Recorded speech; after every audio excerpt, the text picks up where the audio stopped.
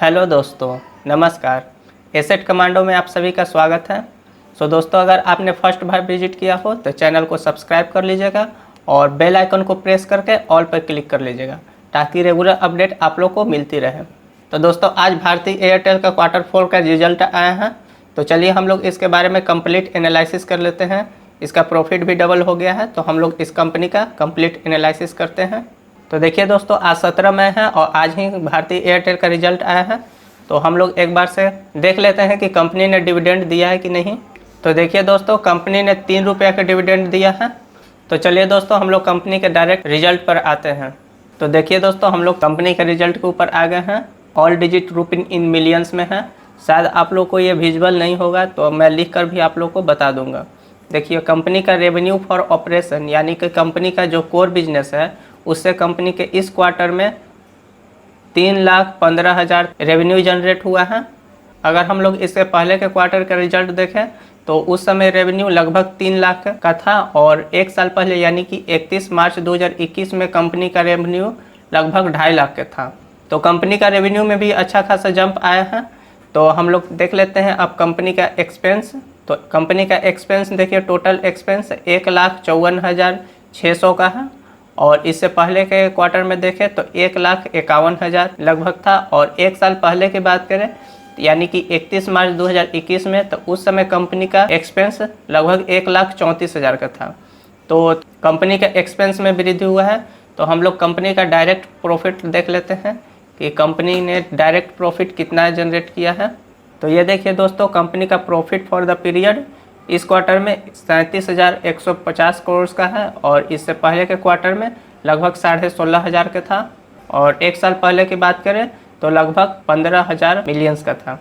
तो ये इतना ज़्यादा मैसिव ग्रोथ कैसे हो गया प्रॉफिट में। तो यहाँ पर आप लोग देखिए, profit before depreciation, financial cost, share of profit loss association, joint adventures, exceptional item and tax, ये सब जोड़कर दोस्तों कंपनी का 1,60,589 करोड़ का होता है। और अगर हम लोग देख लेते हैं profit before exceptional items and tax तो टोटल 41,306 करोड़ का होता है। ये आप लोग देख लीजिएगा, थोड़ा मिलियंस में है। अगर बार बार बोलने में करोड़ आ जाता है तो आप लोग एडजस्ट कर लीजिएगा। तो इस कारण से देखिए दोस्तों, यहाँ पर जो ग्रोथ है, मैसिव ग्रोथ है, इसी के कारण से प्रॉफिट में भी बहुत ज़्यादा, लगभग डबल से भी ज़्यादा प्रॉफिट हो गया है।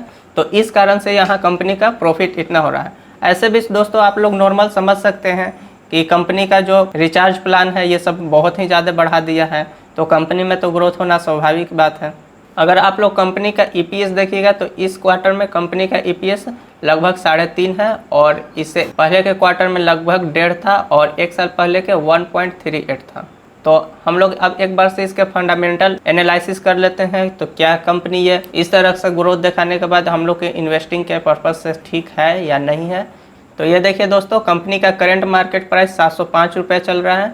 अगर हम लोग एक साल की बात करें तो एक साल में लगभग 34% का जंप है और 5 साल की बात करें तो कंपनी में 5 साल में 110% और मैक्सिमम की बात करें तो मैक्सिमम कंपनी ने 3516% का जंप दिखाया है।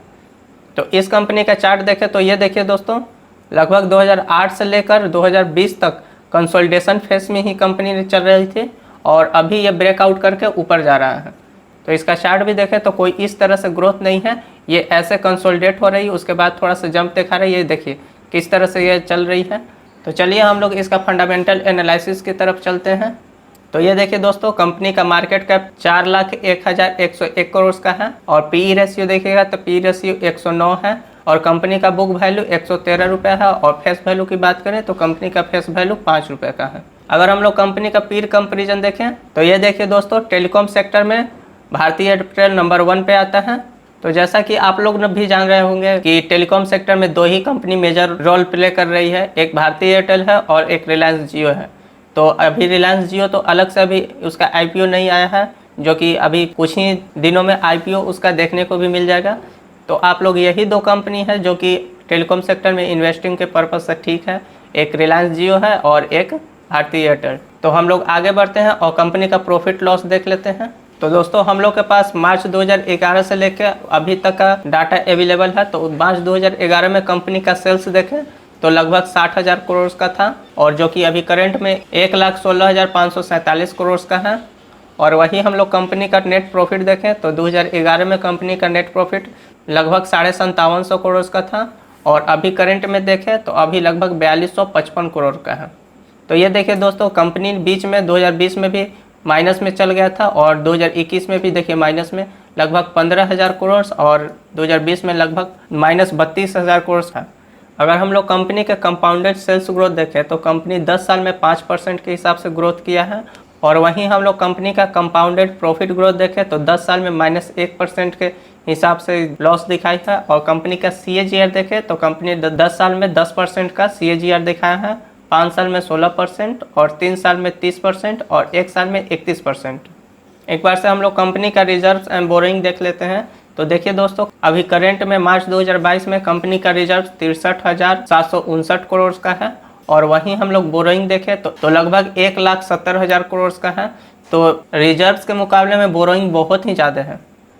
और हम लोग कंपनी का शेयर होल्डिंग पैटर्न देखें तो कंपनी के प्रोमोटर के पास लगभग 56% का स्टेक है, और FII लगभग 19.5% है, और DII 19.5%। वहीं पब्लिक की बात करें तो 5.25%, और अदर्स की बात करें तो 0.05% है। तो चलिए दोस्तों, एक बार से हम लोग कंपनी का रेजिस्टेंस सपोर्ट देख लेते हैं। तो ये देखिए दोस्तों, मैंने भारतीय एयरटेल का 1 डे का चार्ट ओपन कर रखा है, और यहाँ देखिए दोस्तों, इस कंपनी का अगर हम लोग सपोर्ट की बात करें तो कंपनी का सपोर्ट कुछ यहाँ पर है, और वहीं हम लोग कंपनी का अगर रेजिस्टेंस की बात करें तो कंपनी का रेजिस्टेंस देखिए यहाँ पर 2 बार रजिस्ट हो चुका है। तो ये है। सो दोस्तों, ओवरऑल बात करें कि कंपनी क्या इन्वेस्टमेंट के पर्पज़ से सही है या नहीं, तो मेरा पॉइंट ऑफ व्यू यही है कि अगर आप लोग टेलीकॉम सेक्टर में जाना चाहते हैं तो 2 ही आप लोग की कंपनी बढ़िया है, एक भारतीय एयरटेल है और एक रिलायंस है। तो रिलायंस तो आप लोग का अभी उसका अलग से सेक्टर IPO में लिस्ट नहीं हुआ है, तो आप लोग चाहिए तो भारतीय एयरटेल के साथ जा सकते हैं। वैसे भारतीय एयरटेल में अगर आप लोग जाते हैं तो इसका अगर आप लोग सोचिएगा कि मल्टीबैगर हम लोग का प्रॉफिट दे दे, तो ऐसा नहीं होने वाला है। कंपनी खुद कर्ज पे कर्ज ले लेते जा रही है, और इसका कंपाउंडेड सेल्स ग्रोथ देखें तो कंपाउंडेड सेल्स ग्रोथ भी कोई खास नहीं है, और कंपाउंडेड प्रॉफिट ग्रोथ भी कोई खास नहीं है। और अगर आप लोग रिलायंस में जाना चाहते हैं तो रिलायंस का तो अलग से उसका IPO लिस्ट नहीं हुआ है, लेकिन ऐसे आप लोग अगर रिलायंस कंपनी में इन्वेस्ट करते हैं तो वो बहुत ही डाइवर्सिफाइड कंपनी है, तो वहाँ भाई आप लोग का पैसा आराम से सेफ रहेगा। वैसे दोस्तों, लास्ट डिसीजन आप ही लोग का होगा, क्योंकि पैसा आप ही लोग का है, तो अल्टीमेट डिसीजन आप ही लोग का होगा। मैं जस्ट अपना पॉइंट ऑफ व्यू बता रहा हूँ। सो दोस्तों, वीडियो को यहीं पर क्लोज करता हूँ। मिलते हैं अगले वीडियो में, तब तक के लिए बाय बाय।